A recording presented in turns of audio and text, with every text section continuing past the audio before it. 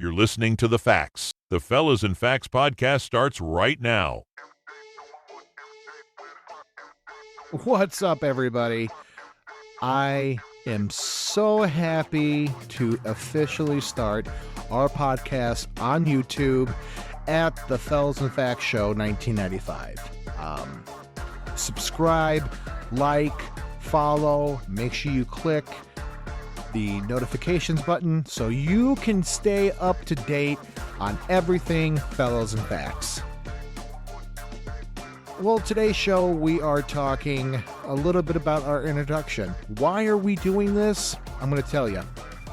This is the greatest time that I've ever had. Learning how to become a content creator, learning the ins and outs, what works for people, what doesn't. It's a fabulous thing to learn. It's a great hobby. If you love listening to podcasts like I do, try to get into it. Seriously. And then you can go ahead and debate us if you want. Today is a Tuesday in the middle of the week. I almost say it's the middle of the week. I always think ahead of what happens during a week. Because just like any typical guy, I want it to be Friday. I want to go to the club. I want to have a good time. Go to the bar. Go out to a few restaurants. I feel the night scene. Not as much because I am 30 years old and it catches up with me in the morning. But I do want to have a good time. And when I do, Bourbon Street is where it's at. So, ladies, gentlemen, if you have not been to Bourbon Street, located in Marinette Park, I suggest you do it.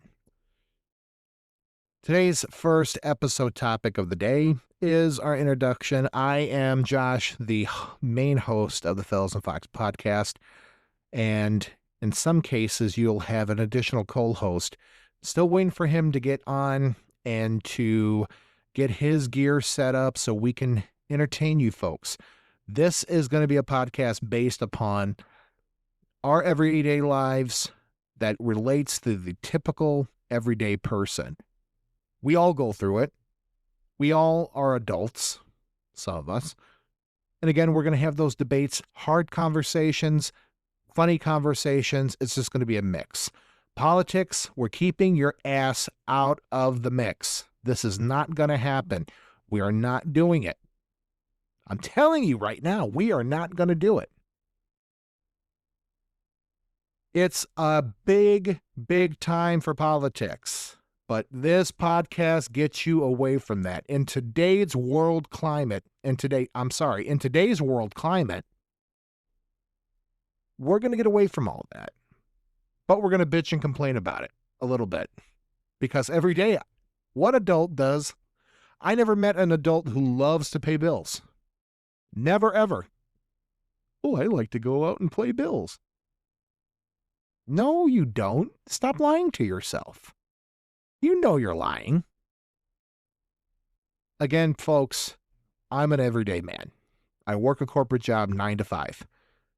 If you don't relate to me, then I don't know what to tell you. It's hard not to relate to me. I've been through it. Past breakups, relationship issues, drama. Oh, I can write a book about drama. But again, I want to be the one that you would like to listen to and get entertained by. Like, oh my God, he's a very funny person. We're going to continue that. So we're going to get into it a little bit. That's the whole background. That's the introduction. Oh, show's over. I'm just kidding. We're not doing that. It's not going to be a quick 5-minute show. I do want to get into how it all started. Some of you can really relate to having divorced parents, and it can be the most annoying, difficult things a child can get through. You have a divorce. If you're going through a divorce right now, God help you. God help you. If you're the one fighting for it, good for you. Hopefully you're the woman. Because in Illinois, the woman gets 50%. And if there's kids involved, ladies, gentlemen, I'm looking at both of you, keep the kids out of the middle. They didn't do anything wrong. I remember being put in the middle of arguments, fights, conversations that made me feel very uncomfortable as a child. It's like pick a side. If you pick the wrong side, you're going back and forth with having the other parent despise you a little bit, even though they don't. But that's how I felt. I don't like to see that in divorce couples. What I like to see is equal partnership if kids are involved. That is my main argument when I know people who get divorced. Are the kids taken care of? In my case, and it was a weird case, because usually in most divorce cases, the mother gets custody of the kids. But because of certain circumstances, my father got full custody of us. But he was in the middle of dating another woman. I'm going to say that again. He was in the middle of dating another woman. It all started in the spring of 2008. My mother decided to become ill, and she did have mental health crisis. And for those who have mental health crisis, we are here for you.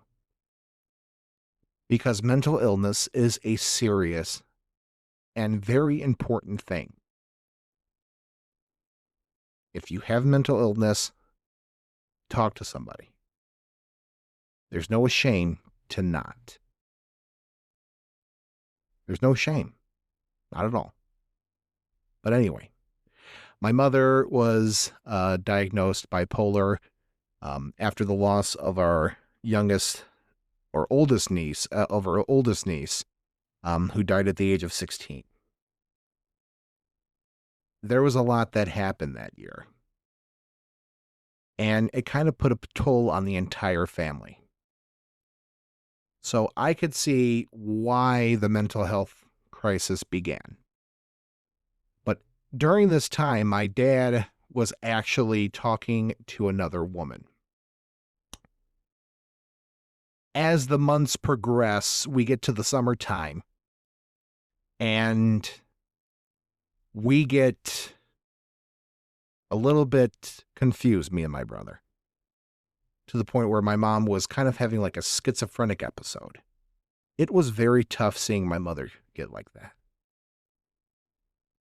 And the one time that we actually had to call 911 to get an ambulance, but with the situation that happened and her behavior, she was arrested for disorderly conduct.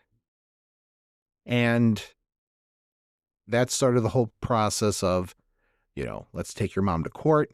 I was introduced to judges for the first time. And keep in mind, I'm in 8th grade. So about 12, 13, around that time. And it was hard going through that. Seeing your parents start that process. And then it started the divorce process. And then the life you once knew was gone. Your parents were not together. Your mom's moving her stuff out of the house. And then here comes the side twist. Your dad's introducing another person, his girlfriend, to you, which was introduced as a friend. We went bowling with his friend. And then now they were dating. So dad has a new woman in his life. Your mom's going through her crisis, moves out of the house. You are turned upside down. So what is a kid supposed to do? At this time, it's becoming of age. You're in 8th grade. You're going through puberty already, and then you're going to be entering high school the next year. So add that all together, you're going to get a hostile teenager, a deceitful teenager, a rebel, a disgruntled teenager. So as the months go on, the relationship with my dad's new friend, it's obvious that she wants to change the culture of the house. And of course, your dad wants you to adjust to the new living. Okay. That's not how my mom done it. She does it differently. Then now your dad's upset at you because you just talked back to the new girlfriend and you are a disrespectful little shit. Your dad puts you in your place and you move on. Wrong. That's where the energy of anger starts happening. That built up anger is building up and building and building and building. Now you get to see your mom on visitation set by the court. Every other weekend. If you get Christmas Eve, your dad gets Christmas Day. And then it switches the next year. And you do this. Well, your mom, or my mom, was never on her own. Even as a little girl. She lived with her mother, married her first husband, divorced her first husband, married my dad. They were together for 11 years. They get divorced. And then now she lives with her sister, who is absolutely batshit crazy, really doesn't respect her kids. And now you are sleeping on a couch while your little brother and mom are sleeping on an air mattress in the middle of the living room. What a great thing. But now you have your cousins. And what a great time it is now. Because you have your family. Your cousins were your getaway. Especially your older cousin who was already in high school. All right, time to party. Yeah, I did a lot of partying. I was the only freshman in high school going to senior parties, drinking, having a great time, and again, not a care in the world. At my mom's house. She went to bed at about 8:30, 9 o'clock. Well, a young kid with energy, he's not going to bed at no 8:30, 9 o'clock. He is going to be up until the sun rises. And that's how it was. Friday, you get packed, you clean, you do your chores around the house, because Sunday, when you come back at 7 p.m., you're going to be exhausted. Exhausted. And you don't want to do it that day. So you get ready, you're counting down the times until your mom comes pick you up. You go, you get picked up, you got to make a couple stops along the way. And usually it started out getting Little Caesars pizza, Friday night pizza at the house. You have your aunt, your uncle, your 3 cousins, you, your mom, and my brother. We all had Little Caesars. Then we said, you know what? Little Caesars starting to suck. Let's get a local restaurant's pizza, which, if you're not familiar with the Crestwood area, Nona's Pizza has the stadium-size pizzas. 2 of those, take it to go. Have family night, not even family night. Everybody does their own thing. But you know, because your big cousin was the shit, she was going to take you out to a party or party across the street because that was Party Central. You're hanging out with her friends. You're vibing, having a great time. You're getting drunk, have a little hangover the next day. do it again Saturday, and then you're completely messed up for 2 days of drinking. That was during the wintertime, springtime, fall time, and then the summertime happens. Oh, you always wanted to go back because the pool was open, and they had the biggest size pool that I could ever seen that it was above ground. You're having a good time. The vibe is there. And especially in early 2009, 2010, the vibe was there. The music was there. I mean, Jason Derulo was my favorite artist at the time. And the vibe, I miss it so much. I miss the people. But anyway, I digress. Let's go back. But then you deal with your divorced family, and then you're going through high school. You seem pretty cool because you start learning your humor. And I was pretty humorous back in the day. Kind of like the class clown, kind of like class idiot kind of a thing. You know, I wasn't smart. I failed, actually the entire class failed algebra for freshman level. So took summer school the next year of my geometry. And kids, if you have to take summer school because of a math class, my suggestion, don't. It's harder. So I go to summer school, do that, and then get into junior year. Now keep in mind, I'm going back and forth, and I keep skipping some main points here, but high school, I don't care what anybody says, is the toughest thing in the world for a kid to go through. You start getting introduced to drugs, sex, drama, girlfriends, relationships.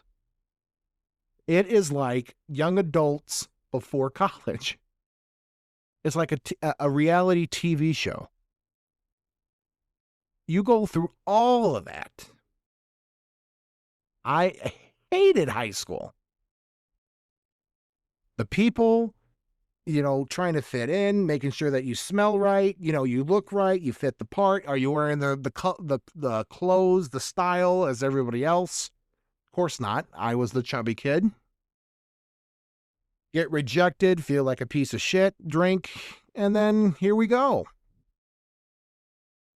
All over again. You get caught smoking cigarettes. Your dad finds out, you know, kicks your ass, grounds you. You can't do nothing. So, a divorced family, you had your dad, who was the strict disciplinary, and your mom, who literally didn't know what you were doing on the streets of Alsip, Oak Lawn, Evergreen Park at 12 at night. But you got older friends who are taking you around doing these things. I was living my life. And when I knew that spring break was coming up, summer break was coming up, oh, those weeks went by. But boy, they were fun. There were some times where we had too much fun that we were known to the local police. And this was a story that I don't think I told anybody except the people who knew us very closely. We were cleaning out the garage for the beginning of summer, and my older cousin went to ISU, and she took her new flat screen TV. Well, unfortunately, the two younger cousins, who were younger than me, needed something to play their Xbox on. So my uncle asked me, hey, you know, you think you can go to the recycling bin by the public works station next to the police department? I dropped too many of those TVs off. They all work. Pick one and we'll go and come back and we'll hook it up. I said, okay, fine. So I had my good friend at the time drive us because I didn't have my driver's license yet. I was going through that process. My little brother, who wanted to go with me because he wanted to tag along, just like any other younger sibling wants to. And then my little cousin. We all went on a trip to get this TV. And keep in mind, it wasn't a flat screen. It was one of those TVs with the box on it. the 90s TVs that still worked. So we did. We went and picked up the TV, got it loaded up, me and my friend. But my brother and cousin wanted to stay back and look at all the things that were in this bin, because it was an electronics bin for recycling. So there was everything in there to their wildest imagination. I look at my friend and I said, where'd those two go? And they were like, well, they're still at the bin. I'll go get them. Okay. He goes ahead and gets them. I'm waiting. 5 minutes go by, 10 minutes go by, and I'm like, what is going on? I call him. Of course, he leaves his phone in the car. I get out of the car.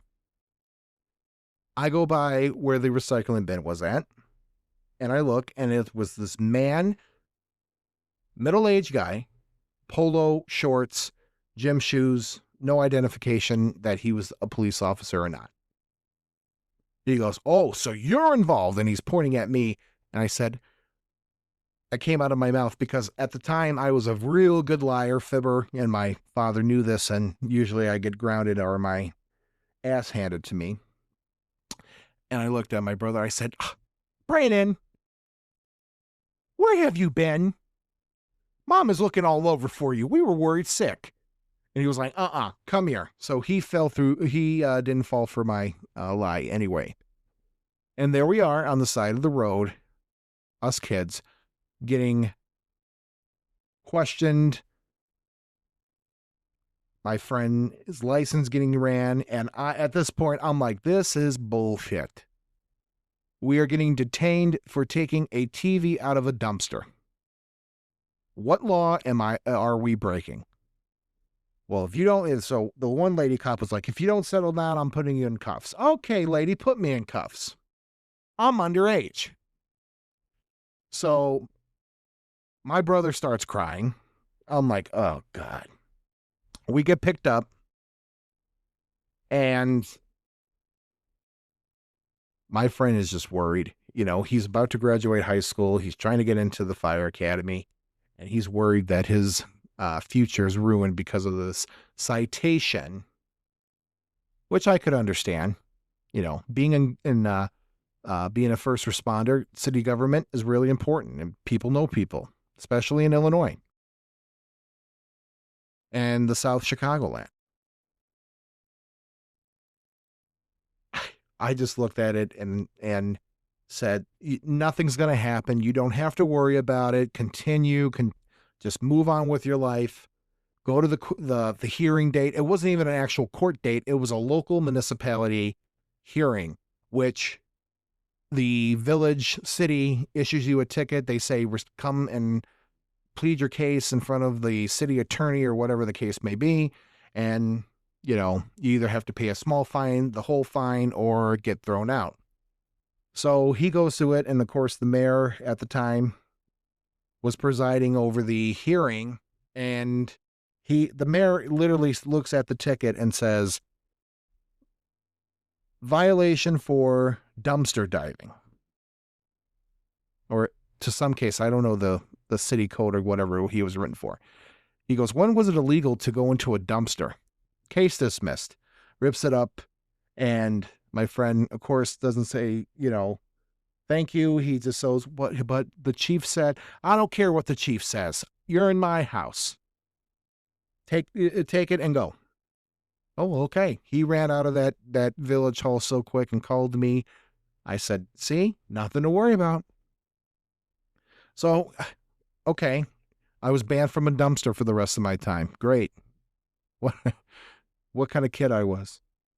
But I was that kind of kid that, again, would get into trouble, do some bad stuff, get poor grades, and then be a mouthy teenager that lied. If the situation or the way that how the divorce was put out, would I be the same if roles were reversed? That's a good question. I wouldn't know. I wouldn't know. Not at all. Not by one bit. Not by one bit.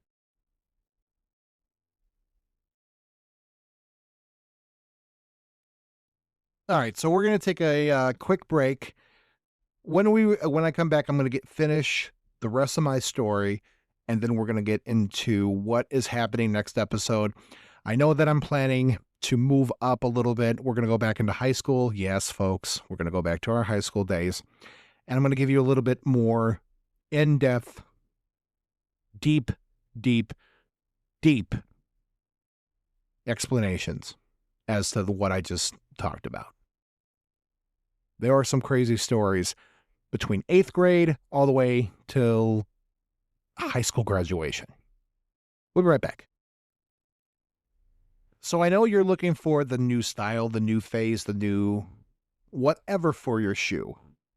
I'm telling you, I know a lady that knows how to put the bling and bling. Miss Legs Ray is what people call her by. She is a South Suburban legend that does amazing work on any custom shoe order that you have. Simple as shoes, makes you feel like you're on top of the world. Check her out. Her Facebook information will be linked into our bio and our postings on YouTube. I will have her on the show, but buy her products. She is fantastic. All you have to do, pick out the favorite shoe that you want and go ahead and let her know what kind of style and what kind of colors you like, and she will bedazzle, gem, and make your shoes shine. Miss Legs Ray at Simple as Shoes. Okay, so I remember talking as a teenager. I should have been in military school, the kind of acts that I used to do. But that's going to be for next episode. I don't want to get too much into that. But what I am going to go back is, like I said, when you think of your children going through divorces, just do it. And especially if you're that kind of person that likes to get married a couple times and say, you know what, the first time didn't happen, second time didn't happen. Okay, third time's a charm. Third time's a charm. Possibly the fourth time, maybe the fourth time, or, the fifth time. I'm very, very protective of me, my money, my reputation. If I am going to marry, it is going to be with a woman I really care about. Seriously. My generation is cooked when it comes to dating. Back in the day, you saw a single girl at the bar in a public location. You get the cojones to go up to her and flirt, and then hopefully at the end, get the number. That's the kind of flirting I like. Now it's swipe left or right, and some apps say, oh, okay, well, the girl will message first. Okay. You match, and then all of a sudden unmatch. I am a good-looking stud. I'm just pointing that out, ladies. Not trying to toot my own horn. I'm a stud. I cook. I even bake. Love to make my home warm, comfortable, welcoming, clean. I'm a clean freak. I love the smell of fresh, clean every single week when I clean my house. So I'm looking for that kind of girl, woman to be exact, who shares the same thing for me. But this is not a private dating site, and we're not going to get into that. But what I'm trying to point out, if I'm going to get married, it's going to be one time and one time only. A lot of us go back and forth saying we can't do it. If you couldn't do it, you don't need to be married. 2025 put out their statistics for everything. And I'm going to read them. 32 to 40% of first marriages don't work out. The highest is being in California. If you're over 50, that statistic doubled since last year. And I mean 2024. So you tell me, folks, what are the factors? And that's going to be a Q&A question. What are the factors of divorce? We take a look at past history. It's financial concerns, cheating, the spark has gone. What are other factors am I missing? We'll get a little bit into it later on in a later episode. I know my other co-host, who's yet to be announced because he does not want to be announced yet. We will get into that conversation later on a later date. But back to the kids. If you are in a divorce, your kids matter. And I know I've said that at the beginning. But really think of your kids. Don't put them in the middle of everything. It's awkward, it's uneasy, and it puts them maybe to having a successful college experience, going to Harvard, becoming that doctor, the lawyer, that, great paying job, to a bum who works corporate life 9 to 5 and cannot get out of that because he does not have a college education. Because all he wanted to do was party and be a rebel. From Baltimore. I'm not from Baltimore, but all my old school knows Claire Huxtable from The Cosby Show used that line, a rebel from Baltimore. I'm just joking. But I was a rebellious, I can't talk tonight. See, that corporate job does a lot.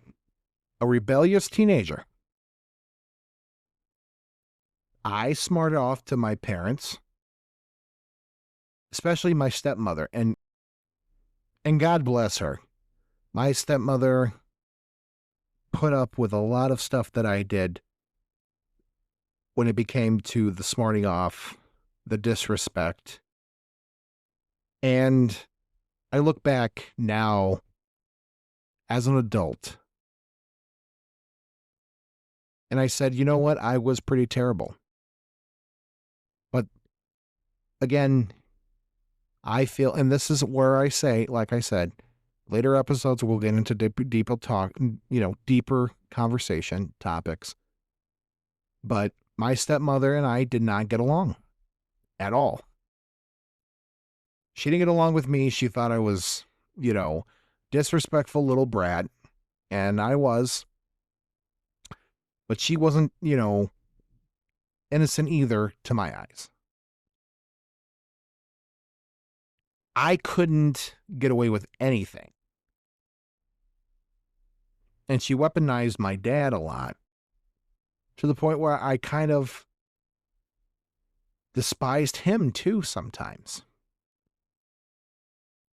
And if I knew then what I knew now, I would have changed it all. Because what I'm trying to get is, if my parents were divorced, maybe I wouldn't be in the situation that I am now. And I'm going to go into that a little bit. So after high school, I graduate.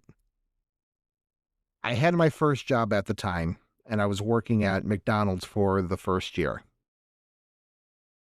Working at McDonald's after school, so this was in the middle of junior year, beginning of senior year. All of senior year, I worked, afternoons, mornings, didn't work overnight until I got to the end of the senior year. And I wanted money. I wanted, I just got my license. I wanted a car that I could drive on my own, call my own. If I wanted to go out, I could use my car. I had enough saved up for a 1999 Ford Ranger 2-seater. Wasn't the best looking thing, but it got me to A to B. It was in good condition, low mileage, had an FM radio with a tape player. And back then, before the aux cord was actually a plug-in attachment into your car, the tape player was the aux cord. It had some sort of way that you can hook up your phone when you used to have the old headphone jacks, and you can play your music off your phone into your car if you had a tape player. I thought it was a really cool feature back in the day. Now it's Bluetooth and, that's it. So every car has it now. Go figure. My night of my senior graduation, I worked. Had a chance to kiss the girl that I had feelings for. Missed that chance. Later, she was just terrible. We didn't really go on a date. We really didn't date, but I was going hard, trying to get that, that trust and getting that, first date on the table. She didn't want to take it. So, the hell with it. I don't care. But I worked. I worked all summer. College started. Got accepted to a local college in town that just started. It was a junior senior college, which turned to all 4 years locally. In 2014, they started that. So I was the first one. Well, me and some of my classmates and, people around the area found out about it and we all met. So I had my first trimester, whatever you call it, of college. I failed the hell out of that college course. I wasn't on time with I didn't turn any assignments. I just showed up. Your professors were telling you, read the syllabus. I was already behind. So I said, screw it. I'm paying for it anyway. What the hell? I'm just going to retake everything the next year. The end of the year comes. And at this point, my mom's living situation changed from her living with her sister to she was living with my aunt on my father's side, so my dad's sister. My dad knew about it, but he said, shh, don't tell your stepmother. I don't want her saying anything. This will cause a big argument between us, and we don't want that. I said, okay, Dad. I know you're safe. You're at my childhood home. You're with my sister, so we're all good. Okay, Dad. My dad was really uptight at the beginning of the new marriage relationship with my stepmother. At the end, when he knew because I did a whole 360 in junior year of high school, or at the end, beginning of junior year and senior year, straight A's, high honor roll. I've changed. I said, I have to pass high school with the 4 years. I'm not taking no GED. Let me just get my high school graduation, my diploma. Let's get to this checkpoint here. So I did that. But my stepmother still thought of me as not changing, the same old boy that was a delinquent back in the day, smoking cigarettes, would bring that up. And my dad started noticing this behavior and started kind of despising her a little bit. I didn't tell him to do it. He did it on his own. So my dad is influenced by people who, if he really gets ticked off, you're going to hear about it. If you're the one that is getting ticked, you're the person who's ticking the person who's complaining to him off. It was 2015, and I started a new job. I wasn't working at McDonald's anymore. I wanted to be a law enforcement officer, so I became part-time as a kind of like a reserve auxiliary officer. I did that. I worked New Year's Eve. First responders do not get a lot of holidays off, so I said, let me get used to it. I worked New Year's Eve. Came home at 11 p.m., said Happy New Year at midnight, went to bed. Next day, we had breakfast. I told my dad, hey, I know that I'm supposed to be home at this time. because of the what's the word? The divorce decree said that there were certain drop off and pickup times for the minor children. So my dad said, okay, don't be long, eat, and then come home. We got stuff to do around the house. Our normal chores. He tells my stepmother, or what I assume is what he told my stepmother was, hey, the boys are eating breakfast. They'll be home later. Well, you need to get this done now. He called me up and his attitude changed so quick. You need to get your ass right home now. Right home. Don't stop. Get here. And if you want to stay and live with your mother, I will change that. So at this point, I was a kid with high anxiety at this point, because when my dad got angry, it was scary. It was scary. He did hit us, but it wasn't the abuse that you think. It wasn't out of nowhere. And we get home, we start doing our chores. I'm cleaning my bathroom, me and my brother's personal bathroom. And he starts yelling and screaming at my brother. And then he starts crying, which means he probably got hit in the back of the head for something. He wasn't going too fast. He was slow. And I said, don't touch him again. And when you cross my dad, he's old school. Well, where he would kick ass and ask questions later. So he did that, and we just started getting into it. I pushed him. He shoved me back. Words were being said. And my stepmother comes in and breaks us up and says, get out, just go somewhere. And I got so upset that I shouted. The first thing that came to my mind is I called her a homewrecker. She took me by the shirt, slammed me against the shower doors, and they both said, just get out. Do not take anything that we bought you. Get out.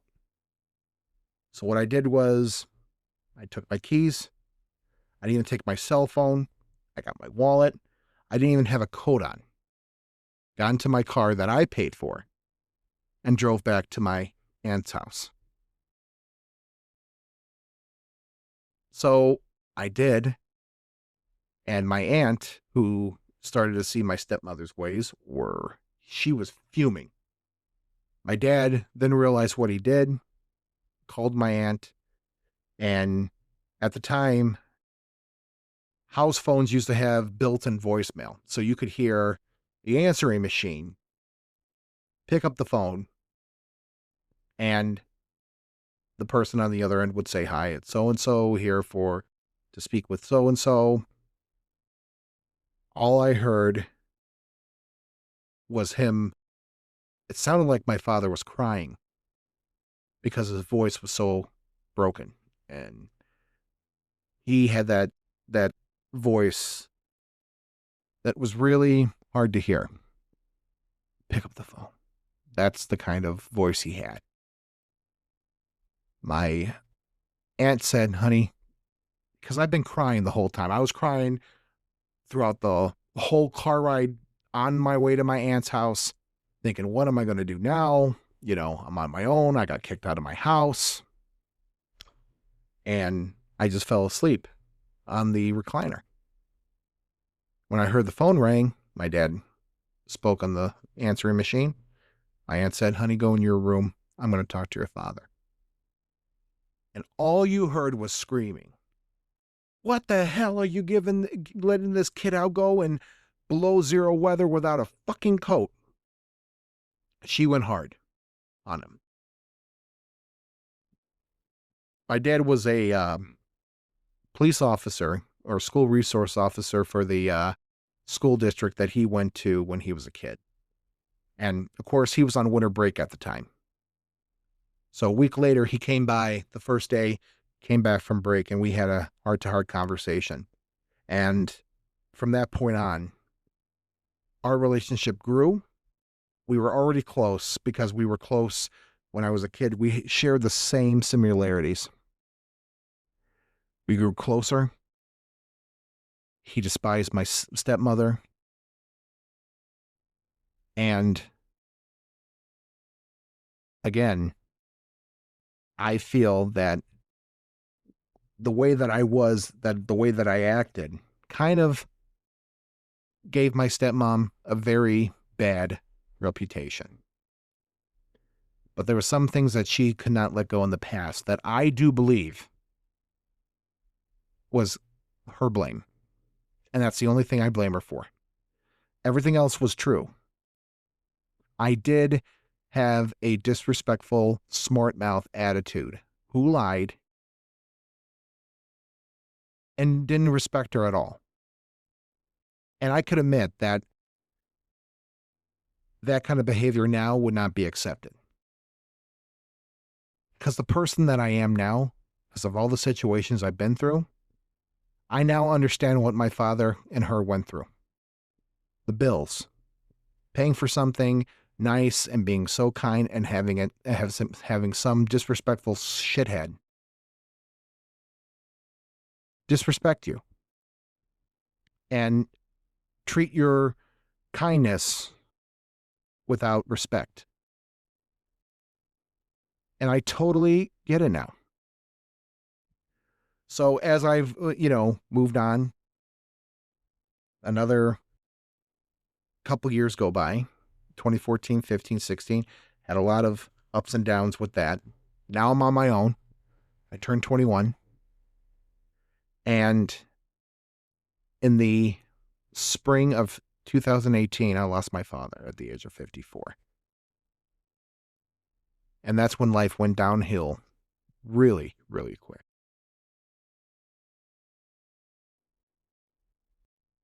I know it's the last moment before our first official podcast ends, but I want to give a quick shout out to the woman of the South Suburbs whose product is fantastic, Miss Legs Ray, who is the owner of Simplest Shoes, will design the shoe of your choice to fit the style you want. And what I mean is she has an etiquette design of little beads, gems, stones that will transform a simple old shoe to a marvelous piece of footwear.